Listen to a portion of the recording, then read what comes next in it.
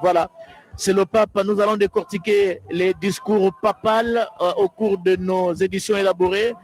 Au cours de la 26e conférence des parties à la Convention des Nations Unies sur le changement climatique, la COP26, où nous avons présenté la République démocratique du Congo à la face du monde comme pays solution à la crise climatique et la lutte contre les changements climatiques. En effet, notre pays dispose de 165 millions d'hectares de forêt, deuxième plus grande forêt tropicale du monde, une grande réserve de biodiversité, avec comme principal atout sa capacité d'absorption de carbone, la première au monde, capable d'absorber près de 1,2 milliard de tonnes de dioxyde de carbone par an. C'est pourquoi, pour mieux protéger nos forêts, nous avons toujours milité pour une justice climatique afin que les plus grands pollueurs qui sont à la base de la destruction de l'environnement versent des compensations aux gardiens de la planète que nous sommes. Ces compensations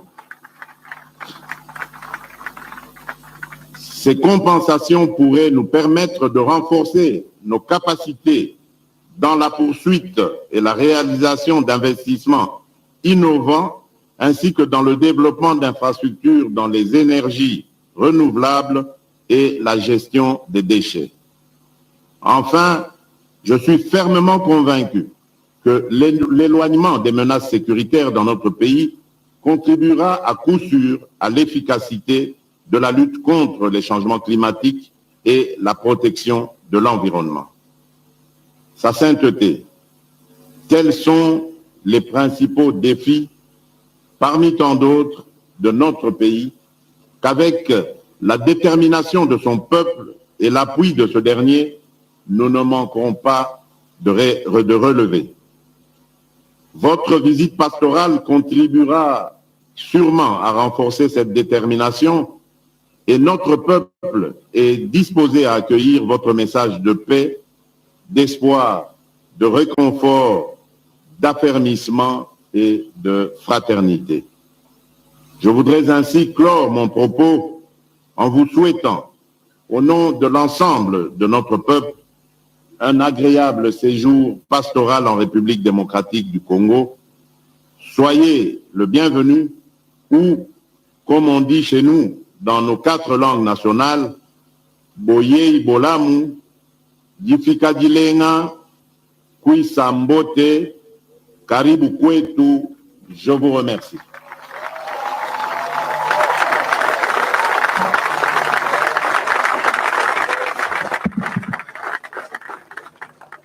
Nous invitons Sa Sainteté, le pape François, à prononcer son discours.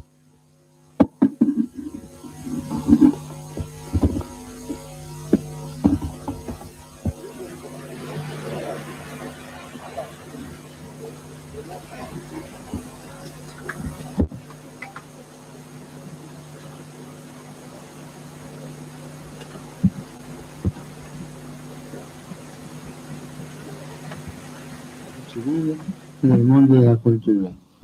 Signore e signori, vi saluto cordialmente e grato al signor Presidente per le parole che mi ha rivolto.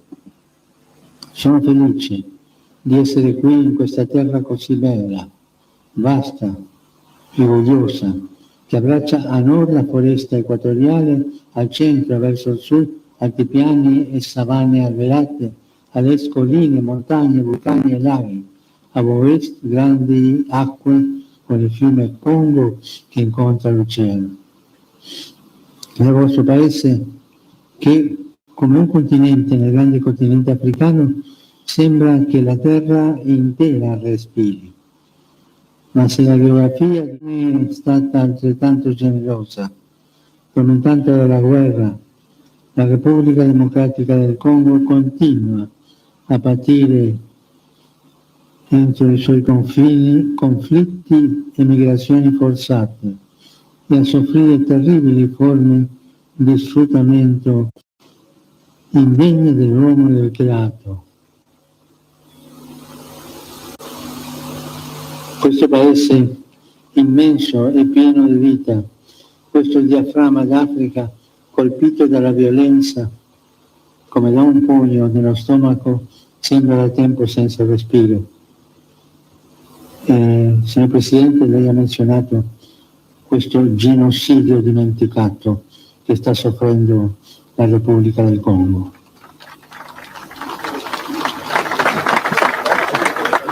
E mentre voi congolesi lottate per custodire la vostra dignità e la vostra integrità territoriale contro deprecabili tentativi di frammentare il Paese, io vengo a voi nel nome di Gesù come pellegrino di riconciliazione e di pace. Ho tanto desiderato essere qui e finalmente giungo a portarvi la vicinanza, l'affetto e la consolazione di tutta la Chiesa e imparare del vostro esempio di pazienza, di coraggio e di lotta. Vorrei parlarvi attraverso un'immagine che ben simboleggia la luminosa bellezza di questa terra, l'immagine del diamante. Care donne e uomini congolesi, il vostro paese è davvero un diamante creato, ma voi, tutti voi, siete infinitamente più preziosi di ogni bene che sorge da questo suolo fecondo. Sono qui ad abbracciarvi e a ricordarvi che avete un valore inestimabile, che la Chiesa e il Papa hanno fiducia in voi, credono nel vostro futuro, in un futuro che sia nelle vostre mani, e nel quale meritate di riversare le vostre doti di intelligenza, sagacia e operosità. Coraggio, fratello e sorella congolese, rialzati, riprendi tra le mani come un diamante purissimo quello che sei, la tua dignità, la tua vocazione a custodire nell'armonia e nella pace la casa che abiti. Rivivi lo spirito trino nazionale, sognando e mettendo in pratica le sue parole. Attraverso il duro lavoro costruiremo un paese più bello di prima, in pace. Cari amici, i diamanti comunemente rari qui abbondano. Se ciò vale per le ricchezze materiali nascoste sottoterra, vale a maggior ragione per quelle spirituali racchiuse nel cuore. Ed è proprio a partire dai cuori, l'aiuto di Dio, gli esseri umani sono capaci di giustizia, sono capaci di perdono, di concordia, di riconciliazione, di impegno e di perseveranza nel mettere a frutto i talenti ricevuti. Dall'inizio del mio viaggio desidero dunque rivolgere un appello. Ciascun congolese si senta chiamato a fare la propria parte. La violenza e l'odio non abbiano più posto nel cuore e nelle sue labbra di nessuno, perché sono sentimenti antiumani, sentimenti anticristiani, che paralizzano lo sviluppo e riportano indietro a un passato oscuro. A proposito di sviluppo frenato e del ritorno al passato, forme di sfruttamento, c'è quel moto che esce dall'inconscio di tante culture, di tanta gente. Africa va sfruttata e questo è terribile. Dopo quello politico si è scatenato infatti un colonialismo economico altrettanto schiavizzante. Così questo paese ampiamente depredato non riesce a beneficiare della sufficienza delle sue immense risorse. Si è giunto al paradosso che i frutti della sua terra lo rendano straniero ai suoi abitanti. Il veleno dell'avidità ha reso i suoi diamanti insanguinati. È un dramma davanti al quale il mondo economicamente più progredito chiude spesso gli occhi, le orecchie e la bocca. Ma questo paese e questo continente meritano di essere rispettati e ascoltati, meritano spazio e attenzione. Giù le mani della Repubblica Democratica del Congo, giù le mani dell'Africa, basta soffocare l'Africa. L'Africa non è una miniera da sfruttare o un suolo da saccheggiare. L'Africa sia protagonista del suo destino. Il mondo faccia memoria dei disastri compiuti lungo i secoli e danno delle popolazioni locali e non dimentichi questo paese e questo continente. l'Africa, sorriso e speranza del mondo, conti di più, se ne parli maggiormente, abbia più peso e rappresentanze tra le nazioni.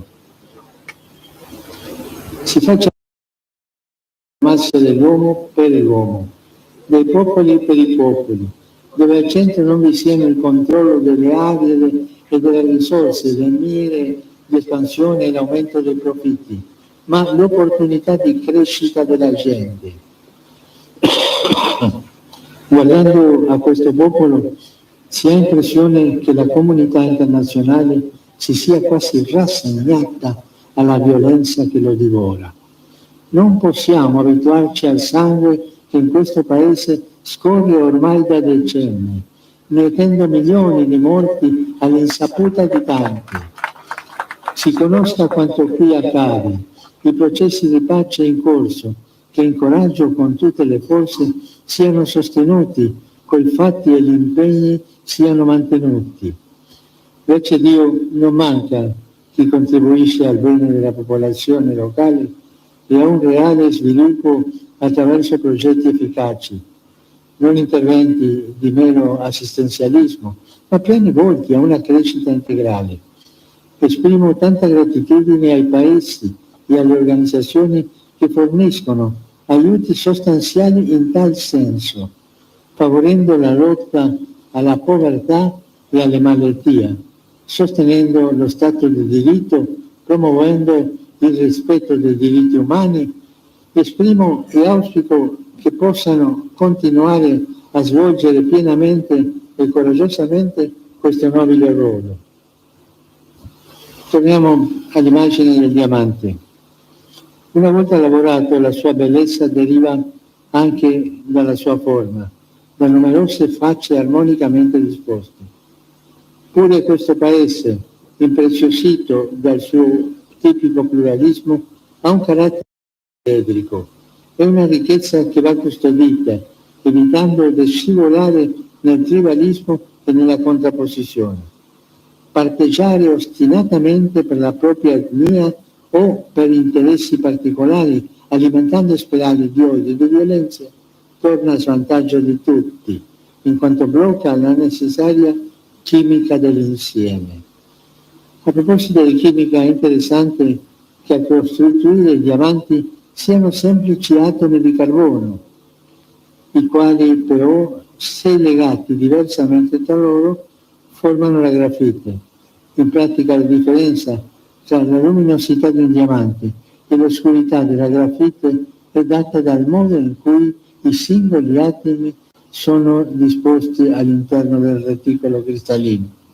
Fuori di metafora, il problema non è la natura degli uomini o dei gruppi etnici e sociali, ma il modo in cui si decide di stare insieme, la volontà o meno di venirsi incontro, di riconciliarsi e di ricominciare segna la differenza tra l'oscurità del conflitto e un avvenire luminoso di pace e di prosperità. Cari amici, il Padre del Cielo vuole che sappiamo accoglierci come fratelli e sorelle di un'unica famiglia e lavorare un futuro che sia insieme agli altri, non contro gli altri. Bintu Bantu. Così, con molta efficacia, un vostro proverbio ricorda che la vera ricchezza sono le persone e le buone relazioni con loro. In modo speciale le religioni, con il loro patrimonio di sapienza, sono chiamati a contribuirvi nel quotidiano sforzo di rinunciare a ogni aggressività, proselitismo e costrizioni messe indegne della libertà umana. Quando si degenera nell'imporsi andando a caccia di seguaci in modo indiscriminato, con l'inganno o con la forza, si saccheggia la coscienza altrui e si voltano le spalle al vero Dio, perché non dimentichiamolo, dove c'è lo Spirito del Signore c'è libertà, e dove non c'è libertà non c'è lo Spirito del Signore. Nell'impegno a edificare un futuro di pace e di fraternità, anche i membri della società civile, alcuni dei quali presenti, svolgono un ruolo essenziale. Spesso hanno dato prova di sapersi opporre all'ingiustizia e al degrado a costo di grandi sacrifici, pur di difendere i diritti umani, la necessità di una solida educazione per tutti e di una vita più dignitosa per ciascuno. Ringrazio di cuore le donne e gli uomini, in particolare i giovani di questo Paese, che hanno sofferto in varia misura per questo e rendo loro omaggio. Il diamante nella sua trasparenza rifrange in modo meraviglioso la luce che riceve. Molti di voi brillano per il ruolo che ricoprono. Chi detiene responsabilità civile e di governo è dunque chiamato a operare con limpidezza cristallina, vivendo l'incarico ricevuto come un mezzo per servire la società. Il potere infatti ha senso solo se diventa servizio. Quanto è importante operare con questo spirito, fuggendo l'autoritarismo, la ricerca dei guadagni facili e la verità del denaro, che l'Apostolo Paolo definisce radice di tutti i mali. E nello stesso tempo favorire le elezioni liberi, trasparenti, credibili, estendere ancora di più la partecipazione ai processi di pace alle donne, ai giovani e a diversi gruppi, ai gruppi marginalizzati, ricevere il bene comune e la sicurezza della gente anziché gli interessi personali o di gruppo, rafforzare la presenza dello Stato in ogni parte del territorio, prendersi cura delle tante persone sfolate e rifugiate. Non ci si lasci manipolare, né tantomeno comprare da chi vuole mantenere il Paese nella violenza per sfruttarlo e fare affari vergognosi. Ciò porta solo discredito e vergogna, insieme a morte e miseria. Fa bene invece accostarsi alla gente per rendersi conto di come vive. Le persone si fidano quando sentono che chi le governa è realmente vicino, non per calcolo né per esibizione, ma per servizio. Nella società a oscurare la luce del bene sono spesso le tenebre dell'ingiustizia e della corruzione. Già secoli fa Sant'Agostino, che nacque in questo continente, si chiedeva: se non è rispettata la giustizia, che cosa sono gli stati se non delle grandi bande di ladri? Dio è dalla parte di chi ha fame e sete di giustizia. Non bisogna stancarsi di promuovere in ogni settore il diritto e l'equità, contrastando l'impunità e la manipolazione delle leggi dell'informazione. Un diamante sorge dalla terra genuino ma grezzo, bisognoso di lavorazione. Così anche i diamanti più preziosi della terra congolese, che sono i figli di questa nazione, devono poter usufruire di valide opportunità educative che consentano loro di mettere pienamente a frutto i brillanti talenti che hanno. L'educazione è fondamentale, è la via per il futuro, la strada da imboccare per raggiungere la piena libertà di questo paese del continente africano. In essa è urgente investire per preparare società che saranno consolidate solo se ben istruite, autonome solo se pienamente consapevoli delle proprie potenzialità e capaci di sviluppare con responsabilità e perseveranza. Afin de préparer les futurs qui seront fortes. Ma tanti bambini non vanno a scuola. Quanti, anziché ricevere una degna istruzione, vengono sfruttati. Troppi muoiono sottoposti a lavori schiavizzanti nelle miniere. Mais beaucoup d'enfants ne vont pas à l'école. Comme au lieu de recevoir une éducation digne de ce nom, trop d'enfants sont soumis à des travaux au niveau des mines.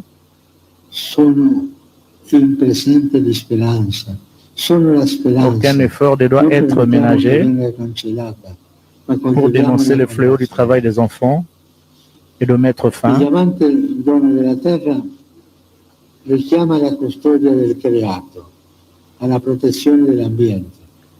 Situata nel cuore dell'Africa, la Repubblica Democratica del Congo ospita uno dei più grandi polmoni verdi del mondo. Comme pour la paix, pour le développement dans les domaines, come Il per faut la une pace collaboration e lo large sviluppo, anche in questo campo è importante una collaborazione permettant ampia e d'intervenir proficua efficacement che sans permetta di imposer des modèles intervenire efficacemente senza imporre modelli esterni più utili nombreux a chi sont aiuta ceux qui ont che a chi viene aiutato.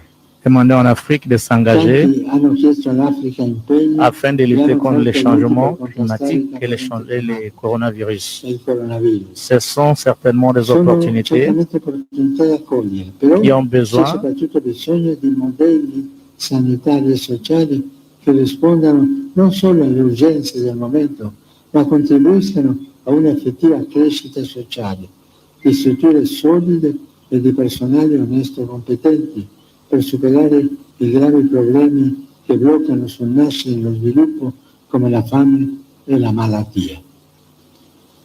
Il diamante infine è il minerale di origine naturale con la durezza più le elevata. diamant et le È minerai. molto alta la sua resistenza agli agenti chimici.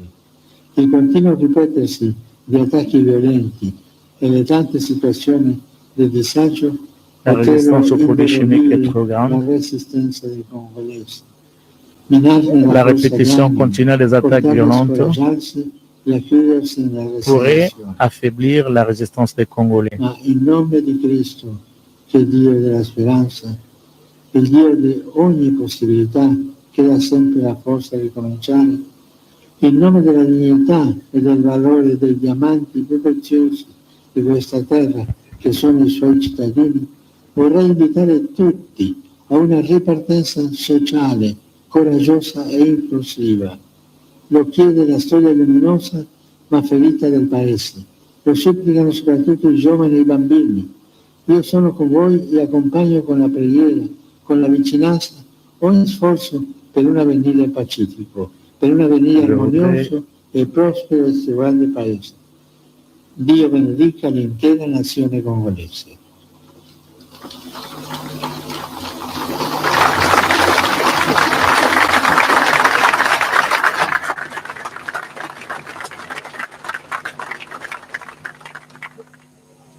Ainsi, enfin, la rencontre du souverain pontife avec les autorités congolaises, la société civile et les corps diplomatiques. Nous prions l'assistance de bien vouloir s'élever pour saluer le départ de sa sainteté le pape François et le président de la République.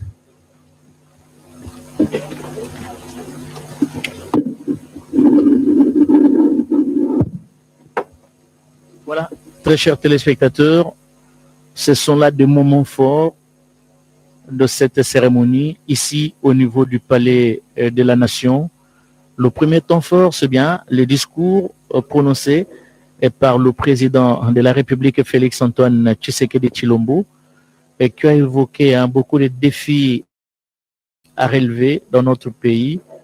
Et je crois qu'on tend vers la fin, tout le monde s'est levé. Ça sera quoi? Une messe de bénédiction papale n'a pas suivi les déroulés, mais on voit tous les officiels debout. Apparemment, il y a quelque chose qui se prononce, mais nous avions eu certainement un petit problème au niveau de la traduction. Il fallu prévoir quelqu'un pour nous faire la traduction du discours papal. Malheureusement, il a parlé en italien. Les papes qui quittent le podium et va devoir... Mais il part pas parce qu'il doit s'entretenir. Il doit s'entretenir avec les autorités, les officiels congolais, la société civile, les corps diplomatiques et tant d'autres personnalités qui ont fait le déplacement du Palais de la Nation. Qu'est-ce qui se passe? C'est la fin de la cérémonie apparemment. Nous le saurons tout à l'heure. Donc il y avait que 2 temps forts ici au niveau du Palais de la Nation. Ce que j'ai retenu, après le discours du pape, non pas après, pendant le discours du pape, il y avait un tonnerre d'applaudissements à tout moment, une façon de saluer ce discours papal, le premier du genre, depuis son avènement à la tête de Vatican, Mais ce qui est vrai, après le discours papal, j'ai regardé sur le visage des uns et des autres, il y avait la joie, on les sentait. Il y avait la joie sur le visage des uns et des autres. Et voilà, quelques politiques congolais à l'instar de Bemba et de Kamere qui sont...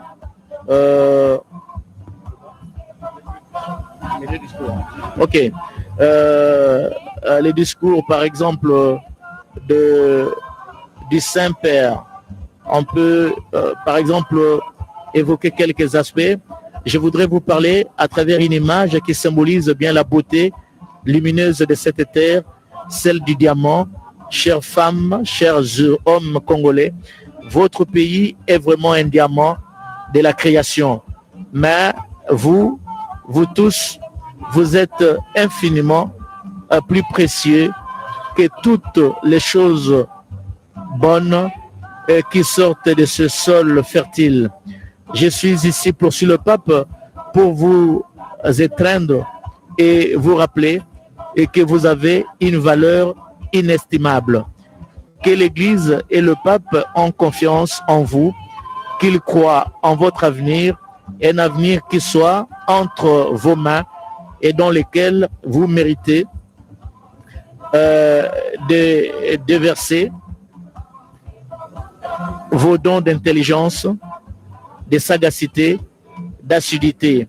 Courage, fiers, frères et sœurs congolais, relève-toi, reprends tes mains comme un diamant très pur. C'est que tu voilà. C'est le pape. Nous allons décortiquer les discours papales au cours de nos éditions élaborées. Très chers téléspectateurs, c'est le départ du cortège papal qui quitte ainsi le palais de la nation. Il y avait deux temps forts qui ont marqué cette cérémonie ici au niveau du palais de la nation, les discours du président de la République et les discours papales. Vous étiez nombreux à nous suivre, à l'instar de Pati Nzouzi, l'ancien maire de la ville de Matadi, qui est venu des États-Unis et qui est venu uniquement pour assister à la messe qui sera dite demain par le pape François. Vous êtes également nombreux, à l'instar de Geneviève Inagossi, la députée nationale, qui est également au four et au moulin pour le préparatif de l'arrivée du pape François.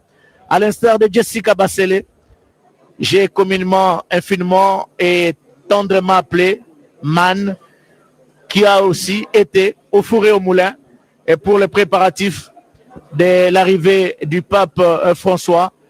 Le gouvernement s'est impliqué personnellement. Merci également à Vital Kamere qui nous salue.